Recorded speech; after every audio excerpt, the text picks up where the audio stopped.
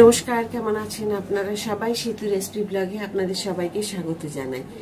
আপনাদের কাছে আজকে একটা কথা নিয়ে এসেছি। আর রান্নাঘরে তো আপনাদেরকে দেখালামই, আমি রান্না বান্না সমস্ত করে নিয়েছি। তারপর তো একটু দুপুরে রেস্ট নিয়ে তারপরে সেই কথাগুলো আপনাদেরকে বলবো বলে এসেছি আমি। তবে সবাইকে অনুরোধ করব যে পুরো ভিডিওটা আপনারা সবাই দেখবেন, না দেখলে বুঝতে পারবেন না। তবে আমার অনেক দিনের পরিচিত এক মাসিমার সাথে আমার দেখা হয়, যার কথা বলবো আমি। তো ওনার সাথে দেখা হতে উনি অনেক দুঃখের কথা উনি আমার কাছে বলেন। সেই সব কথা শুনে তারপর শুনতে শুনতে আমারও একটু দেরি হয়ে যায়। যাই হোক, শুনলাম, শোনার পরে তারপরে ওনার কাছে আমি একটা অনুমতি নিলাম যে মাসিমা, আপনার কাছে তো এই কথাগুলো শুনলাম, আমি তো ইউটিউবে ব্লগ করি, আমি কি এই ভিডিওটা আপনার দিতে পারি, ভিডিও করে দিতে পারি? তো তখন উনি বললেন হ্যাঁ, দিতে পারো। তো সেই জন্য ওনার অনুমতি নিয়েই আমি এই ভিডিওটা তৈরি করলাম। তো আরেকটা কথা, যে আমি সবার কাছে কিন্তু ক্ষমা চেয়ে নিচ্ছি যে আমি কিন্তু কোনো সব বাড়ির বউদেরকে মানে কোনো কথা এইগুলো সবাইকে উদ্দেশ্য করে বলছি না। আর এটা আমি কাউকেই ছোট করছি না। সবাই আমার কাছে খুব সম্মানীয়, খুব স্নেহের, ভালোবাসার, সবাই আমার কাছে ভালো। কিন্তু তবুও আমি সবার কাছেই ক্ষমা চেয়ে নিচ্ছি এই কারণে যে সব বাড়ির বউরাই কিন্তু সমান হয় না।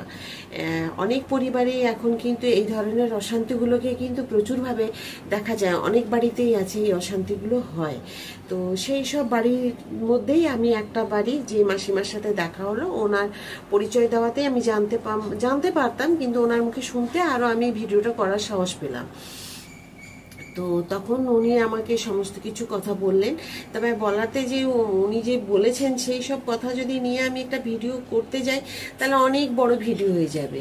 আর যদি পার্ট হিসাবে করি তাহলে কিন্তু 2-3টে পার্ট হয়ে যাবে। তার জন্য আমি কিছু কিছু কথা যেগুলো ওনার খারাপ লেগেছে সেই কিছু কথাগুলোই আমি বলবো আর কি।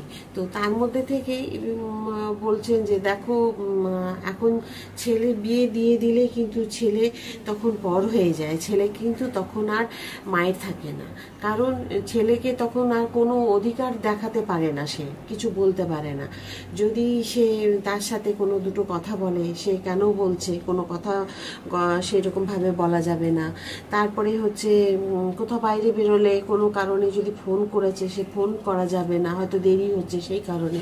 তো এইরকম ছোটোখাটো ব্যাপার অনেক কিছুই আছে যেগুলোতে মানে মানে সেগুলো করা যাবে না, সেগুলো মানে তার ভালো লাগে না।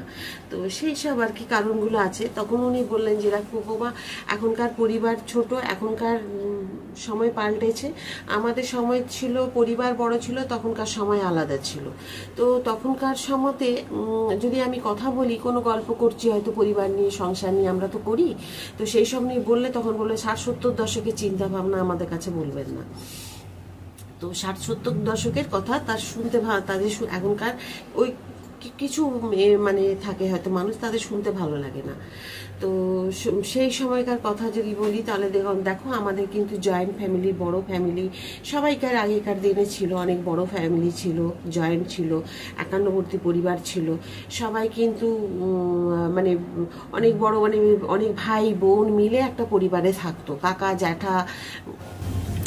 তো তখনকার দিনে ছিল অনেক বড় বড় পরিবার, একটা বাড়িতে কাকা জ্যাঠা অনেকগুলো ভাই বোন একসাথে মিলে থাকতো।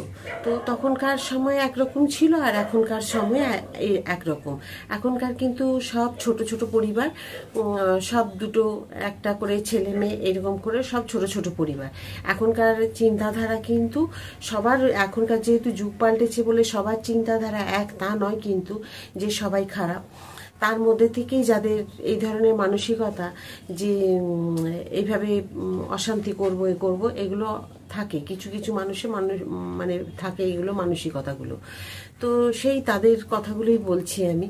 তো উনি সেই এইসব কথাগুলো বলতে বলতে উনি তখন বললেন যে কথায় কথায় তো নানান রকম এইভাবে কথা বলবে, অশান্তি করবে। আসলে নানান রকমভাবে দেখো আগেকার দিনে কিন্তু এত বড় যৌথ পরিবার থাকলেও কিন্তু হয়তো খাওয়ার সময় পেত না, কাজকর্ম করতে করতে সকাল থেকে কখন যে সন্ধে হয়ে যেত কেউ বুঝতে পারতো না। হয়তো খাবার সময় পেত না বলতে এইরকমই, হয়তো কোনো বাড়িতে অতিথি চলে এসছে, সেই অতিথি আপ্যায়ন করতে করতেই হয়তো সময় চলে গেল, এইরকম আর কি। তো পরিবারের সবাই মিলেই কিন্তু সব একসাথে কাজ করতো।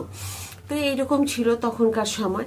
আর এখনকার কিন্তু ছোট পরিবার, কিন্তু তো তখনকার দিনে কি হতো, শাশুড়ি মায়েরা হুকুম চালাতো, বউয়েরা সেগুলোকে সারা দিন বাড়িতে তৈরি করার জন্য পুরো সারা দিন সংসারের মধ্যে কাজে ব্যস্ত থাকতো, কাজকর্ম করা। তারপরে তো তখনকার দিনে চাষবাস এইসব ছিল, কাজের চাপও বেশি ছিল। এখনকার দিনে কিন্তু সংসারে দেখবেন কাজকর্ম অনেক কমে গেছে, সেই তুলনায় কিন্তু আগেকার থেকে এখনকার দিনে কাজকর্ম সংসারে কম।